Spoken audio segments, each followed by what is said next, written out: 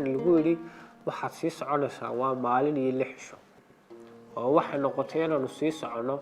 6 cisho badii baa kacday markay badii kacday cabsi badan ay soo wajahday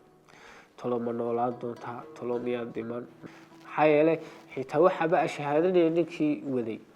isagoo mar walba khatartaasi u badheeray ninkan wada ee doonta wada laakiin waxa iga naf jecel ma jiro oo waxa kaliya la socda waa inaan meeshan tagayo anigoo nabad qaba inaan taga jecelahay qof walba wixii soo gaadhiyay baa la siiyay maalintii ayaan cuntadiiba kaga baxnay waxa la wixii cunto noo saarneed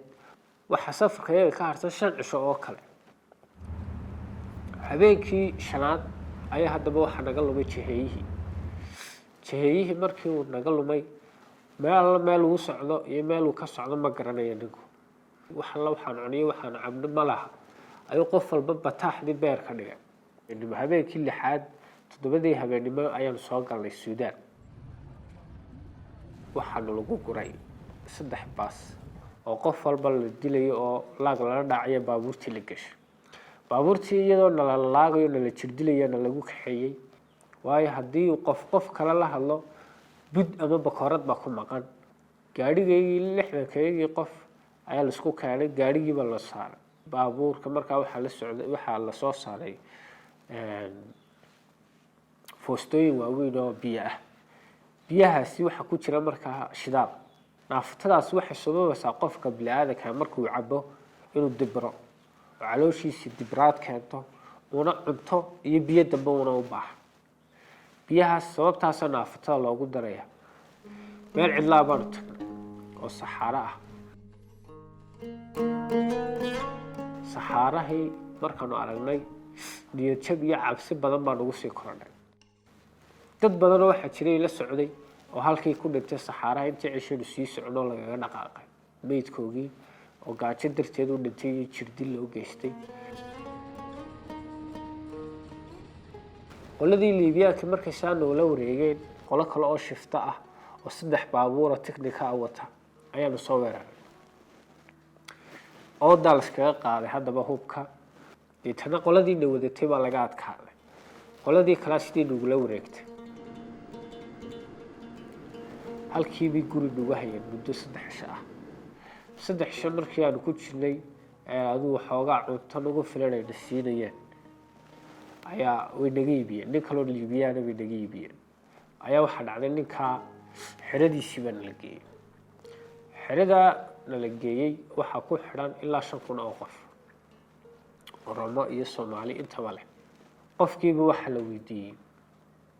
8,250 doolar baa la weydiiyay 8,250 doolar baa qof walba la weydiiyay la yiri intaas bixinaysa qof walba nin walba reerkiini garaaco qof walba waxa lagu amray haddaba markii lacagta weydiinteedii ay noqotay in la yiraahdo qof walba waxa tiraahdaa lug baan ka jabanahay xabad baa igu taala reerkiini wax naxdin la mooyaan wax farxad u sheegi karteen ama qabaad u sheegi kartaa ma laha waysan ahayn halka taagantay baa lagu dilay waxay ugu adkaatay inaan hooyaday ku yiraahdo lug baa jaban ama rasaas baa igu taala adkaysiga ka adkaystaan ku yiri waa nabad qabaa laakiin meel baa ku xiranahay oo nafku ma nooli ay qori dibadii leeyla daba istaagay halkii baaba koobaligu gashi sidii la dilayay lacagti maanta oo kale la balasay yahay baato kale ay reerkii soo dirayaan soo direenba ayaa habeennimadii qolo shiftaaba soo weerartay meeshii aan ku jirnay hubkaasi waxa uu gilgilay dhulka la luxbay cabsidayadii iyo qayladayadii iyo dhaxdintiiba way nagu sii badatay hubab culus baa la isweydaarsaday ay qoladii dhahaysatay tuugadii la jabiyay oo gudaha loogu soo galay marka muddo bil ah ay waxay nagu hayeen saxaaraha muddadii bishii nagu hayeen wax baadoona qoodana male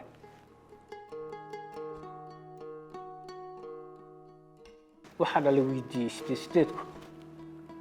doolar 8,000 doolar markii la weydiiyey jirdil ayaa noo bilaabay haddaba subaxnimadii markii aan meeshii habeennimadii markaan seexanay isla subaxiiba isla lacag buu weydiiyey halkii baan lacag ma bixinana niri waan dib baan loo jirtay albaabka guriga marka taaganahay waa guurguurtay guriga xaggiisa dambaan maray cid martina may jirin guriga markaan anuu daba maray aan sidii ku guurguurtay anuu sidii baa ku baxsaday anuu sidii u guurguuranayay baan magaalada galay magaalada anigoo laamida ii yar u jira ayaa waxaa dadkii dhowr saacadood ka hor baxsaday ayana marka ilaahay wadada laamida iskugu imanay anuu keligay socda dadkii baa iska raaco la guurguurta qaar ba garbahay qabtay gaari askara noo yimid gaarigii markuu la qaaday waxaanu tagnay meeshii saldhigii xaggaa waxaa nagula wareegtay hay-addii UN aniga oo jeclayna waddankaygii aanan ku noqon laakiin aan safarkaygii sii wato waxaan arkay inayna iiba suuro gelin inaan halkaa ku dhex dhinta mooyaane inayna tegitaan dambe una jirinba markii aan imiday wax walba waxay luusiyeen jacaylkii aan reerkayga la qaatay aadna way uga farxeen khaasatan maamaday